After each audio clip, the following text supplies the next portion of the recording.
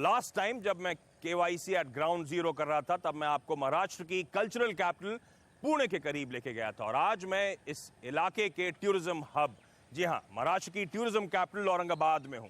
इस शहर को सिटी ऑफ गेट्स भी कहा जाता है। दरअसल आखिरी जो मुगल शासक थे औरंगजेब, उन्होंने अपनी राज्य की राजधानी बनाया था औरंगाबाद को और इस पूरे शहर के चारों तरफ दीवार बनवाई गई थी। दीवार से आवाजाही के लिए इस तरह के 52 दरवाजे बनाए गए थे। लेकिन आज मैं औरंगाबाद को डिस्कस करने के लिए नहीं आया हूं। मैं आया हूं औरंगाबाद की एक लीडिंग कंपनी के बारे में बातचीत करने के लिए।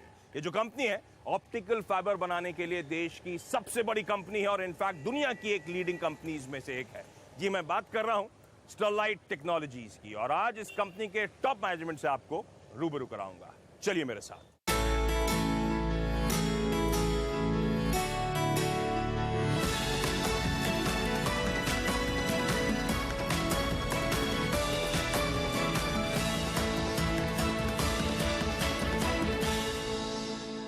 जी हाँ, मैं आ चुका हूं स्टरलाइट टेक्नोलॉजीज के औरंगाबाद यूनिट में। मैं उसी के अंदर इस समय खड़ा हूं। आप सबको पता होगा ये कंपनी वेदांता ग्रुप का एक हिस्सा है और तमाम टेलीकॉम इंडस्ट्री के लिए सॉल्यूशंस मुहैया कराने का काम करती है, ट्रांसमिशन सॉल्यूशंस, और खासतौर पे उसमें ऑप्टिकल फाइबर के तमाम प्रोडक्ट्स ये कंपनी मैन्युफैक्चर करती है। और आज मेरे साथ बातचीत करने के लिए स्टरलाइट टेक्नोलॉजीज के CEO और होल टाइम डायरेक्टर डॉक्टर आनंद अग्रवाल जुड़ रहे हैं। आनंद जी, बहुत बहुत धन्यवाद CNBC आवाज के लिए वक्त निकालने के लिए। ये जो मैं जहां खड़ा हूं, मुझे बताया गया ये आपका रिसर्च सेंटर है, तो जितना ब्रॉडबैंड रिसर्च होता है यहीं से होता है सर? जी हाँ, यही हमारा ब्रॉडबैंड रिसर्च सेंटर है। यहीं पे हम अलग अलग नए नए तरीके के फाइबर बनाते हैं। ये सेंटर हमारे डॉक्टर अब्दुल कलाम जी ने इसका इंट्रोडक्शन किया था। हाँ, मैंने पढ़ रहा था, मैं इनॉग्रेशन उन्होंने इस यूनिट का कर रहा था। अच्छा, मुझे बताया गया था कि रिसर्च सेंटर से शुरुआत इसीलिए क्योंकि प्लांट इस कंपनी का कैमरा कैप्चर नहीं कर सकता है क्योंकि जो टेक्नोलॉजी है वो पेटेंटेड टेक्नोलॉजी है। हालांकि लकीली मैंने सर को कन्विंस कर लिया है, तो अब अगली जब ब्रेक के बाद लौटेंगे आप तो मैं इस कंपनी के बेहतरीन मैन्युफैक्चरिंग यूनिट में आपको लेकर जाऊंगा। लेकिन वाकई ऐसा है क्या सर, जो आप करते हैं बाकी उस तरह का कामकाज नहीं करते, इसीलिए कैमरा में कैप्चर नहीं किया जा सकता? जी हाँ, ये जो टेक्नोलॉजी है ये बिल्कुल पैटेंटेड टेक्नोलॉजी है। और जो हम यहाँ कर रहे हैं, जो ऑप्टिकल फाइबर बना रहे हैं, बिल्कुल सिलिकॉन से बना रहे हैं, कोर सिलिकॉन से। पूरी दुनिया में कहीं ऐसा नहीं होता है कि कोर सिलिकॉन का जो माइन से निकालते हैं सिलिकॉन, उसका फाइबर बनाना पूरी दुनिया में कहीं नहीं होता। ये अपनी तरह का एक ही। तो आप कह रहे हैं आपके जितने पीयर्स हैं स्पेस में वो अलग अलग टेक्नोलॉजी यूज करते होंगे, स्टरलाइट जो टेक्नोलॉजी यूज करता है यूनिक है। हम एक रिवर्स इंजीनियरिंग का कंसेप्ट पढ़ते थे, वो यहाँ पे लागू नहीं होता क्या सर? जी नहीं, यहाँ सारी टेक्नोलॉजी हमारी खुद की डेवलप की हुई है, एंड टू एंड, सिलिकॉन से लेके फाइबर तक। और फाइबर के बाद भी जो हम कर रहे हैं नेटवर्क में, तो जो हमारा पूरा पोर्टफोलियो है, पूरा सिलिकॉन टू सॉफ्टवेयर का पोर्टफोलियो बन गया। अच्छा, सर की टीम ने बहुत ब्यूटीफुली यहाँ पर जो पूरा प्रोसेसर से लेआउट कर रखा है। मैं सर से चाहूंगा आपको समझाना, और इसीलिए मैं चाहता हूँ ये समझाना क्योंकि जब मैं आया था यहाँ पे, जब मुझे समझाया गया तो मुझे बहुत आसानी से समझ में आ गया ये कंपनी का दरअसल कामकाज क्या है। सर प्लीज मुझे बताएं, ये जो स्प्रेड आउट कर रखा है आपकी टीम ने, क्या ये मैन्युफैक्चरिंग प्रोसेस स्टरलाइट टेक्नोलॉजीज का कैसे ये काम करता है? मैं आपको रिवर्स से दिखाता हूँ। ठीक है। आपने देखा होगा काफी सड़क के किनारे ऐसी केबलें और डक्ट वगैरह अभी खुदती रहती रोड के इनके चक्कर में। तो ये इसको कहते हैं केबल। ओके। केबल के अंदर, इस पर्टिकुलर केबल में 1150 फाइबर के स्ट्रैंड है। ओके। ये अपनी तरह का एक अजूबा केबल है जिसमें 1150 फाइबर इसके अंदर।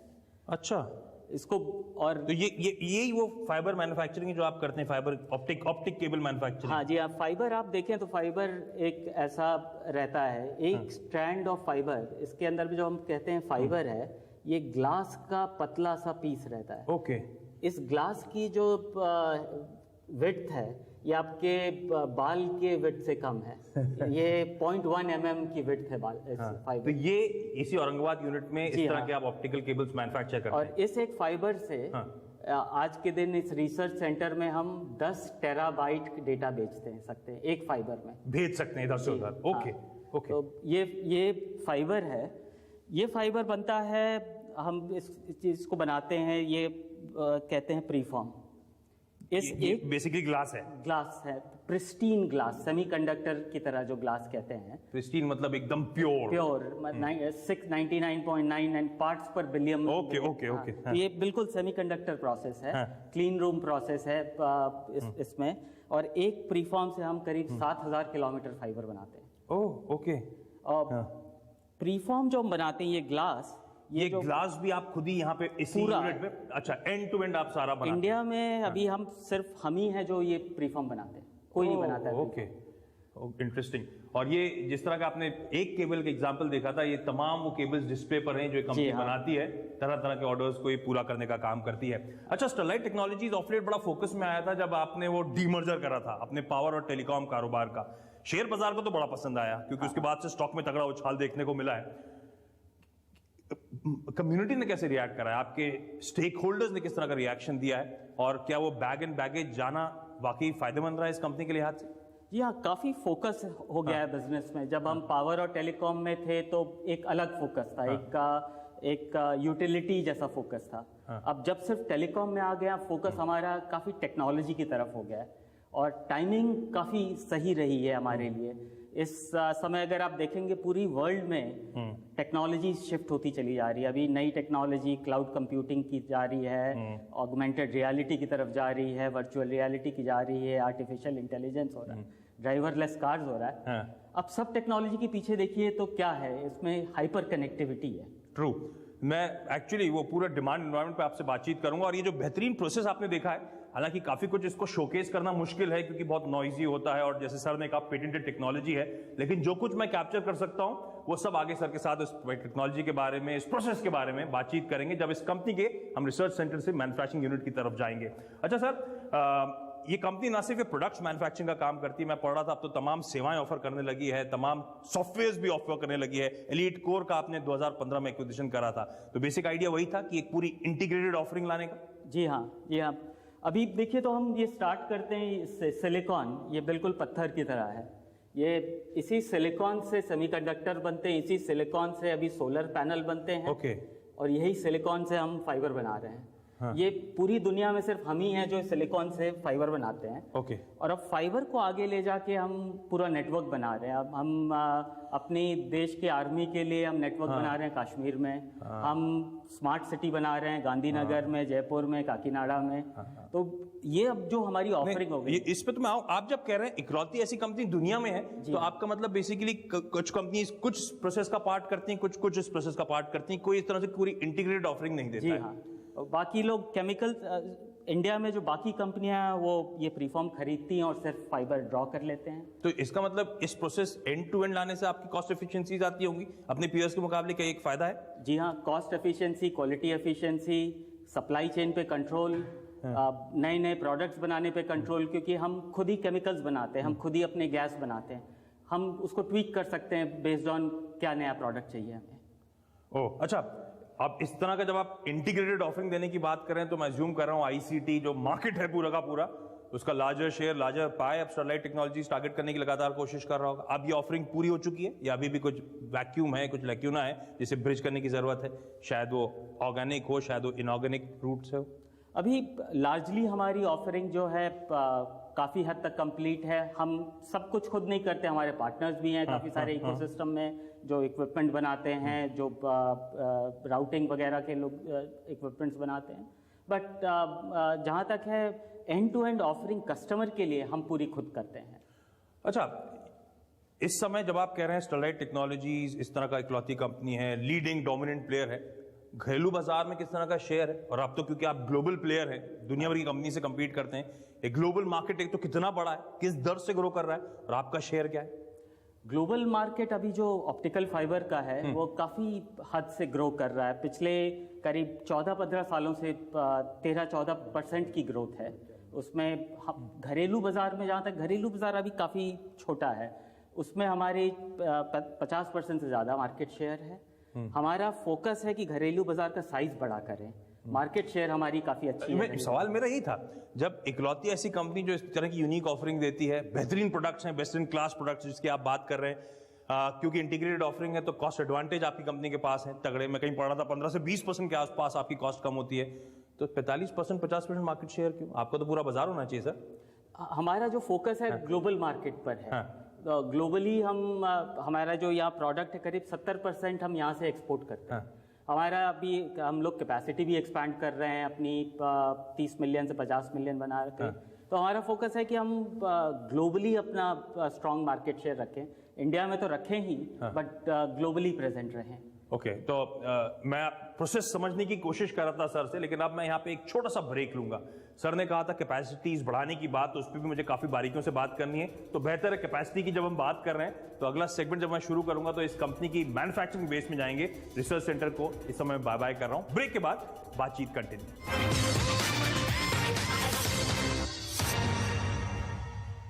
ब्रेक के बाद आपका स्वागत है और जैसे मैंने प्रॉमिस किया था आपको, मैं अब स्टरलाइट टेक्नोलॉजीज के मैन्युफैक्चरिंग यूनिट के अंदर हूं। हम कोशिश करेंगे ज्यादा से ज्यादा जगह आपको दिखाने की, लेकिन कई एरियाज ध्यान रखें नॉइस के कारण या पेटेंटेड टेक्नोलॉजी के कारण हम कवर नहीं कर सकते हैं। लेकिन मैं शुक्रिया करता हूं सर का, अदरवाइज हम लोग रिसर्च सेंटर के अंदर ही फंस जाते हैं। इन्होंने परमिशन दी हमें अंदर आके यहाँ पे बातचीत करने की। अच्छा सर, मैं पढ़ रहा था आपने जब ये स्टरलाइट टेक्नोलॉजीज ज्वाइन करी थी वो 1995 का समय था। उसके बाद कई सारे आपने रोल्स निभाए और अब कंपनी को काफी लंबे अरसे से आप स्टीयर कर रहे हैं। कैसी रही सर? 2 दशकों की जर्नी हो चुकी है अब तो ऑलमोस्ट। जी आप अभी भी मैं उतना ही एक्साइटेड हूँ जितना उस समय था। उस समय ये पहला ऑप्टिकल फाइबर फैसिलिटी था जो हम एस्टैब्लिश कर रहे थे इंडिया में। नए उस समय दूसरी तरह के चैलेंजेस थे। अभी काफ़ी नए एक्साइटिंग जर्नी की तरफ हम लोग जा रहे हैं। जो अब जो जर्नी है इसमें हम कह रहे हैं कि देश को कैसे बनाने में हम अपना योगदान रखें और टेक्नोलॉजी का जो योगदान है देश बनाने में, उस पर हम काफ़ी फोकस करें। अच्छा, आप लास्ट एनुअल रिपोर्ट FY16 की कहती थी 22 मिलियन फाइबर किलोमीटर्स की आपकी कैपेसिटी है। अभी आप मुझे बता रहे थे 30 मिलियन तक आप पहुंच गए। इवेंचुअल गोल है शायद 50 मिलियन तक पहुंचना FY19 तक। ऑन स्केड्यूल है ये सर?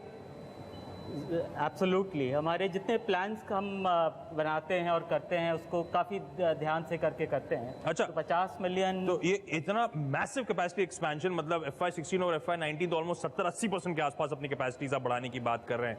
औरंगाबाद में यूनिट, इसके अलावा पढ़ रहा था ब्राजील चाइना ऑपरेशंस इस कंपनी के। क्या ये सब कुछ मौजूदा फैसिलिटीज में केपेक्स के जरिए होने वाला है या कुछ ग्रीनफील्ड प्रोजेक्ट्स भी आपको लगाने पड़ने वाले हैं? जो 30 से 50 मिलियन हम जाएंगे वो ग्रीनफील्ड की तरफ जाएंगे। और जो मौजूदा अभी आपकी मौजूदा कैपेसिटी सैचुरेट हो चुकी है, आप ये कह रहे हैं? जी हाँ। और बिजनेस कंटिन्यूटी के हिसाब से भी हम चाह रहे हैं। ग्लास हम सिर्फ औरंगाबाद में बनाते हैं और फाइबर हम बनाते हैं चाइना में, केबल हम बनाते हैं ब्राजील में। तो हम चाह रहे हैं ग्लास की और एक कैपेसिटी क्रिएट करें 30 से 50 मिलियन जाने की, तो वो ग्रीन फील्ड होगी। तो इस तरह का, क्योंकि अब आप ग्रीन फील्ड करने वाले हैं, 70% अपनी कैपेसिटीज ऑगर करने वाले हैं, तो ये तो तगड़ा खर्च करने की बात हो रही है। कितना खर्चा होने वाला है? क्या back of the envelope calculation कहता है? इस कैपेसिटी एक्सपेंशन में हम करीब 1000 से 1200 करोड़ के बीच का एक्सपेंस आएगा। और जहाँ तक है अभी हमारी अच्छी ग्रोथ हो रही है, मुनाफा भी अच्छा है। इंटरनल अक्रूवल से होगा और थोड़ा बहुत शॉर्ट टर्म कुछ टर्म लोन वगैरह करेंगे। Okay, largely internal accrual. Recent result में बाजार को जो पसंद आ रहा था, ब्याज पर खर्च आपकी कंपनी का कम हो रहा था, बैलेंस शीट पे स्ट्रेस नहीं था, डेट इक्विटी 1:1 के आसपास का रेशियो था। मैं एक्सपेक्ट करूं बैलेंस शीट पे स्ट्रेन नहीं आएगा, इंटरनल जो आप कैश जनरेट कर रहे हैं उसी से पूरा कैपेक्स की आपूर्ति हो जाएगी। जी हाँ, लार्जली हमारा इंटरनल अप्रूवल से ही आएगा। और 1:1 का जो हमने रेशियो रखा है उस पर काफ़ी फोकस है कि उसको नहीं ब्रीच। अच्छा, हमने शुरुआत में जब प्रोसेस समझा था तो ग्लास से आपने शुरू करा था। ये वही ग्लास है जो अब बन के आया हुआ है, इसी के आगे आप ऑप्टिकल फाइबर्स बनाएंगे? जी हाँ, ये जो ग्लास है इसे हम प्रीफॉर्म कहते हैं। और एक प्रीफॉर्म से ऐसे 7000 किलोमीटर फाइबर बनता है। ओह, तो जब हम कहते हैं 28 मिलियन फाइबर किलोमीटर्स, यानी कि वो फाइबर का स्ट्रैंड 28 मिलियन किलोमीटर्स लंबा होता है। जी हाँ, जी हाँ। तो इस तरह की कैपेसिटी एक्सपेंशंस, डिमांड एनवायरनमेंट कैसा शेप अप हो रहा है सर? क्या वाकई इस तरह की डिमांड है, इस तरह का खपत है फाइबर की, ऑप्टिकल फाइबर्स की? जी हाँ, ऑप्टिकल फाइबर जो है आप समझ लीजिए कि अभी जो ऑप्टिकल फाइबर है कहीं पहुंची ही नहीं है इस इंडिया में। ऑप्टिकल फाइबर को पहुंचना है सारे जो टेलीकॉम टावर्स हैं उनको कनेक्ट करने में, फिर टेलीकॉम टावर से घरों तक जानी है ऑप्टिकल फाइबर, हर ऑफिस तक जानी है ऑप्टिकल फाइबर। इसको आप वैसे समझ लीजिए जिस तरह बिजली के तार हमको इलेक्ट्रिसिटी लेके आते हैं, ऑप्टिकल फाइबर डेटा लेकर आएगा। तो मिलियंस ऑफ किलोमीटर की रिक्वायरमेंट है। एक सिर्फ आपको मैं डेटा पॉइंट देता हूँ, चाइना एक साल में 250 मिलियन किलोमीटर फाइबर कंज्यूम करता है हर साल। ओके। और इंडिया आज के दिन में 17-18 मिलियन कर रहा है। अच्छा, डोमेस्टिक में कह रहा था बड़ी तगड़ी अपॉर्चुनिटी नजर आती है। हम लोग बार बार डिजिटल की बात करते हैं जब स्टरलाइट टेक्नोलॉजीज का नाम आता है। मुझे समझाइए डिजिटल का मतलब क्या है और स्टरलाइट टेक्नोलॉजीज के लिए कितना बड़ा एड्रेसेबल मार्केट खुलता है या आपके लिए कैसा बाजार खुलता है जब हम डिजिटल इंडिया की बात करते हैं? डिजिटल इंडिया यही है कि हर नागरिक जो इंडिया में उसको डेटा और इंटरनेट का एक्सेस हो। मेन यही पिलर है। जैसा आप देखेंगे, पहला पिलर है broadband as a utility to every citizen of the country, और उसके लिए अभी काफ़ी सारे प्रोग्राम चल रहे हैं। अच्छा, डिजिटल इंडिया में आपने इंटरेस्टिंग पॉइंट छेड़ा स्मार्ट सिटी का। मैं अभी भी पढ़ रहा था, मेरे ख्याल से आपको तीसरा काकीनाडा स्मार्ट सिटी प्रोजेक्ट मिला है, उससे पहले जयपुर गांधीनगर के प्रोजेक्ट्स मिले थे। कितनी बड़ी अपॉर्चुनिटी है स्मार्ट सिटी बनती है, कितने शहरों के लिए smart city project roll out हो चुके हैं, ये आपने तीसरा बैक करा, तो मैं जानना चाहता हूं और इससे बड़ी कितनी अपॉर्चुनिटी खुल सकती है? ये अभी आपने जो देखा होगा 3 लिस्ट आई है स्मार्ट सिटी की, 100 स्मार्ट सिटी आइडेंटिफाई, उसमें 3 आपने बैक करी। 3 हमने जो बैक किए हैं, अभी तक सिर्फ 7 या 8 की अपॉर्चुनिटी खुली है ऑर्डर्स की, उनमें 3 हमने बैक की हैं। ओके। और जहाँ तक स्मार्ट सिटी है, पूरा 100 सिटी के लिए 1 लाख करोड़ की खपत होगी। स्मार्ट सिटी प्रोजेक्ट बैक करते हैं तो मेरे लिए कंफ्यूजन नजर आता है क्योंकि इसको मैं क्वांटिफाई नहीं कर पाता।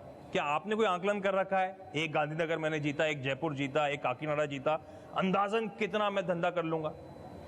स्मार्ट सिटी हर प्रोजेक्ट अभी वो सिटी के ऊपर डिपेंड कर रहा है, तो उन्होंने काफ़ी छूट दे रखी है सिटी को कि किस तरह से उसको स्मार्ट बनाया जाए। तो कुछ एक प्रोजेक्ट सिर्फ 50 करोड़ के होते हैं, कुछ एक प्रोजेक्ट 400 से 500 करोड़ के। ये जो 3 आपने बैक कर रहे हैं वो हमने जो उनके अलग अलग साइजेज हैं, कुछ एक 40 से 50 करोड़ के हैं, कुछ एक 100 से 150। ओके, मैं यहाँ पे एक ब्रेक लूंगा। हम लोग बात कर रहे थे बड़े बड़े प्रोजेक्ट्स की, लेकिन as a shareholder, as a stakeholder, मेरा इंटरेस्ट होता है कि एक्चुअली इसका फाइनेंशियल्स पे किस हद तक इंपैक्ट पड़ेगा, कब तक वो इंपैक्ट देखने को मिलेगा। ब्रेक के बाद मैं अग्रवाल साहब से बातचीत को कंटिन्यू करूंगा और ये समझने की कोशिश होगी कि आगे के फाइनेंशियल ट्रेजेक्टरी किस तरह की रहने वाली है, और इस लोकेशन से दूसरी लोकेशन की तरफ जहां पे सर ने परमिट करा है मुझे अब जाने के लिए, वहां पे चलते हैं ब्रेक के बाद।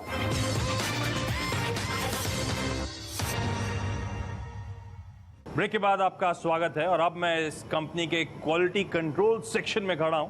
बीच का प्रोसेस जैसे मैंने कहा था हमें एलिमिनेट करना पड़ा, लेकिन सर ब्रेक से पहले जाते थे आप कह रहे थे कि बाजार अच्छा है। इसका मतलब क्या हुआ? क्योंकि सीक्वेंशली यानी कि क्वार्टर ऑन क्वार्टर में देख रहा था आपकी ऑर्डर बुक एक्चुअली स्वेल करती हुई नजर आ रही है। तो मौजूदा स्थिति क्या है और एक्सपेक्ट करूं यहां से ऑर्डर बुक ट्रैक्शन मोमेंटम और सिग्निफिकेंटली गेन करेगा? जी, हम ऑर्डर बुक जहाँ तक है हमारे, देखिएगा पिछले साल हम इस समय 21-2200 करोड़ पे थे, अभी हम ऑलरेडी 3000 करोड़ के ऊपर में आ गए हैं। ऑप्टिकल फाइबर की कैपेसिटी पूरी हमारी सेल हो चुकी है और नए अपॉर्चुनिटीज़ अभी भी आ रही हैं, नई इंडिया में भी और इंडिया के बाहर भी। अच्छा, क्योंकि लास्ट क्वार्टर में आपकी डोमेस्टिक ऑर्डर बुक फ्लैटिश नजर आई थी, तो थोड़ा सा स्ट्रीट कंसर्न होता जो पैनी नजर रखते हैं आप जैसी कंपनीज पर। तो डोमेस्टिक कैटलिस्ट जिनकी हम बात कर रहे थे, they are still in place, कोई डरने वाली बात नहीं? जी नहीं, डोमेस्टिक में जहाँ तक है ये मेजर रिक्वायरमेंट प्रोजेक्ट बेस्ड है, प्रोडक्ट्स के अलावा। प्रोजेक्ट्स जो हैं वो आते हैं, स्केल भी उनके बड़े रहते हैं और वो पीरियोडिकली आते हैं। वाइल इंटरनेशनली हम जो है पूरा अपना फाइबर और केबल बेचते जाते हैं, उसमें ग्रोथ कंटिन्यूअस रहती है, लेकिन प्रोजेक्ट की जो ग्रोथ रहती है वो थोड़ी पैची रहती है। ओके, तो ये एबरेशन था, एक्सपेक्ट करूं ये मोमेंटम FY18 में सब्सिक्वेंट क्वार्टर्स में पिकअप होता हुआ नजर आएगा। जी हाँ। अच्छा, पिछले कुछ सालों से ग्रोथ मोमेंटम बड़ा स्ट्रांग है। मैं सिर्फ टेलीकॉम कारोबार की बात कर रहा हूं क्योंकि अब तो पावर कारोबार को इंक्लूड करने का कोई मतलब नहीं है। आय में 24%, इबिटा में 38% के आसपास का उछाल। एक्सपेक्ट करूं जब आप कह रहे हैं बाजार अच्छा है तो ये मोमेंटम यहां से और तूल पकड़ता हुआ नजर आएगा, या फिर पुराना रन रेट जो था एटलीस्ट 5 सालों का, as a stakeholder, as a shareholder expect करूं कि मोमेंटम आगे भी कंटिन्यू रहने वाला है? जी, हमारी यही पूरी फोकस है कि जो मोमेंटम हमने पिछले 5 सालों में दिया है, जो आपने बताया 24% रेवेन्यू का, 38% एबिटा का, वो एटलीस्ट हम मेंटेन करें। और क्योंकि हमारा पोर्टफोलियो भी अब बड़ा होता जा रहा है टेलीकॉम बिजनेस में, हमने सॉफ्टवेयर भी ऐड किया है, हम सर्विसेज भी कर रहे हैं, तो डेफिनेटली यही हमारा फोकस रहेगा कि हम क्योंकि आपने बात करी अलग अलग सर्विसेज, इंटीग्रेटेड सॉल्यूशंस मुहैया कराने की बात करी। आसान शब्दों में इसका मतलब हुआ कि शायद आप मार्केट स्पेस में एक तो ज्यादा कारोबार पे टारगेट कर सकते हैं और शायद बेहतर मार्जिन्स भी कमांड कर सकते हैं। पिछले क्वार्टर में बाजार उम्मीद से ज्यादा अच्छे मार्जिन्स आपने क्लॉक करे थे, इसीलिए मैं खासतौर पे मार्जिनल परफॉर्मेंस की बात कर रहा था, क्या लीवर्स इन प्लेस हैं मार्जिन को यहाँ से फर्दर एक्सपैंड करने के लिए? हम मार्जिन पे हमारा फोकस तो रहता ही है, सर्विसेज प्रोडक्ट्स और सर्विसेज बिजनेस पे ज़्यादा फोकस हमारा है रिटर्न ऑन कैपिटल डिप्लॉयमेंट पे। सर्विसेज बिजनेस में हम return on capital deployed quarter on quarter, year on year grow करते आए हैं और फोकस यही रहेगा कि हम एज रेवेन्यू ग्रोथ करें, रिटर्न ऑन कैपिटल भी ग्रो करते चले जाएं। ओके, और ये वो फाइनली वो स्ट्रैंड्स निकलते हुए जैसे हम लोग शुरू में प्रोसेस में देख रहे थे, ऑप्टिकल फाइबर्स, ये वो सब लगे हुए हैं यहाँ पे। अच्छा, जाते जाते एक आखिरी सवाल सर, मैंने आपका काफ़ी समय लिया, मज़ा आया इस प्लांट में आपके साथ बातचीत कर कर। मैं सिग्निफिकेंटली आगे की एक्सपेंशन ग्रोथ की बात इसलिए कर रहा था क्योंकि अब आप अपनी कैपेसिटी 70% ऑर्डर करने वाले हैं और बाजार अच्छा है, तो मेरे लिए अब मौका है कि यहाँ से बेहतर और रेवेन्यू मोमेंटम गार्नर करने का। तो मैं अज्यूम करके चलूँ स्टरलाइट एक इन्फ्लेक्शन पॉइंट पे खड़ा हुआ है और यहाँ से अगर ये कैपेसिटीज ऑन स्ट्रीम आती हुई नजर आएंगी और बाजार में जिस तरह के डायनेमिक्स आपने बात करी, यहाँ से कंपनी फाइनेंशियली आउट परफॉर्म करती हुई नजर आएगी। हमने फाइनेंशियली काफ़ी अच्छा परफॉर्मेंस दिया है पिछले 5 सालों में और हमारी कोशिश यही रहेगी कि हम उस मोमेंटम को मेंटेन करें और इन्फ्लेक्शन को और अच्छा बढ़ाते चले जाएं। ऑन दैट नोट, आनंद अग्रवाल साहब, बहुत मजा आया आपसे बातचीत करके। थैंक्स सो मच अपना समय निकालने के लिए। Thank you.